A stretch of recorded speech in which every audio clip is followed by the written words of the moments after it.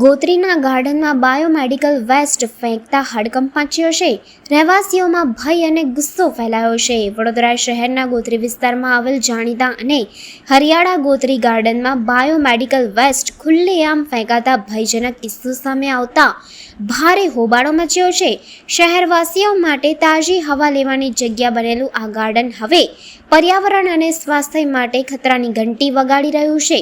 પ્રાપ્ત માહિતી અનુસાર ગોત્રી ગાર્ડનમાં તાજેતરમાં મોટી સંખ્યામાં સિરિંજ, દવાના બોટલ્સ, બાંધવાની કપાસ, ગ્લોવ્સ વગેરે તબીબી કચરો જોવા મળ્યો હતો. આ ઘટનાથી સ્થાનિક રહીશોમાં ભારે રોષ જોવા મળ્યો છે.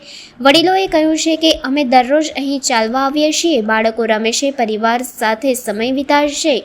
આવા સમયે આવા જોખમી કચરા ફેંકવામાં આવે તે અસહ્ય છે. વિશેષજ્ઞોના મતે બાયોમેડિકલ વેસ્ટ યોગ્ય રીતે ડિસ્પોઝ નહીં થાય તો તે જમીન અને પાણી બંનેને દૂષિત કરે છે. સાથે જ તેમાં રહેલા જીવાણુ અને વાયરસ માનવ સ્વાસ્થ્ય માટે ગંભીર સમસ્યાઓ ઊભી કરી શકે છે.